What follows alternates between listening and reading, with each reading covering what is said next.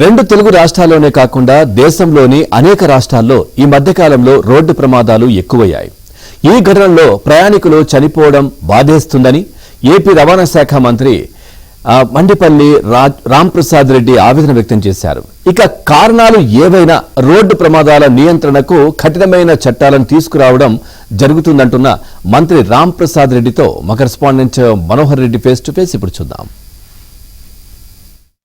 కర్నూలులో కావచ్చు, తెలంగాణ చేవెళ్లలో కావచ్చు జరిగినటువంటి రోడ్డు ప్రమాదంలో దాదాపు 20 మందికి పైగా ఒక్కొక్క ప్రమాదంలో చనిపోయినటువంటి పరిస్థితులు.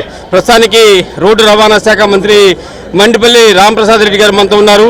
భవిష్యత్తులో రోడ్డు ప్రమాదాలను ఏ విధంగా నియంత్రించవచ్చు, అదేవిధంగా ప్రమాదాలు జరిగినప్పుడు మరణాల సంఖ్యను ఏ విధంగా తగ్గించవచ్చు అనేటువంటి అంశాలపైన ఎలాంటి చర్యలు తీసుకోబోతున్నారనే అంశాలు కూడా మనము మాట్లాడే ప్రయత్నం చేద్దాం. అన్న చెప్పండి. ముఖ్యంగా ఈ ప్రభుత్వ లక్ష్యం రేపు రాబోయే కాలంలో చట్టాలను కఠినతరం చేయడం, యాక్సిడెంట్ అనేది నియంత్రించే పనిలో ఉంది. దానిలో భాగంగానే కేంద్ర రవాణా శాఖకు సంబంధించిన చట్టాల్లో మార్పు తెచ్చే పరిస్థితి అన్ని రాష్ట్రాల్లో ఆసన్నమైంది. ఎందుకంటే నిన్న తెలంగాణలో అనుకోండి, మొన్న కర్నూలు ప్రమాదం అనుకోండి, ఒక్కొక్క ప్రమాదానికి ఒక్కొక్క కారణం ఉంది. ముఖ్యంగా కర్నూలులో ఆ రోజు జరిగిన సంఘటనకు మానవ తప్పిదం, డ్రైవర్ నిర్లక్ష్యం వల్లే 19 మంది ప్రాణాలను మనం కోల్పోవడం జరిగింది. అలాగే ప్రైవేట్ ట్రావెల్స్ మీద అధికారులు ఏవైతే చట్టపరంగా వాళ్ళ పర్మిట్లు అనుకోండి, బస్సుల యొక్క ఫిట్మెంట్ అనుకోండి, అక్కడ పనిచేస్తున్న డ్రైవర్ల యొక్క ఫిట్నెస్ విషయంలో ఎక్కడ రాజీ పడకుండా వాళ్ళ మీద దాడులు చేస్తున్నాం. ముఖ్యంగా రేపు రాబోయే కాలంలో ప్రమాదాలు అరికట్టాలనుకున్నప్పుడు తప్పకుండా చట్టాలను కఠినంగా ఉండాలి.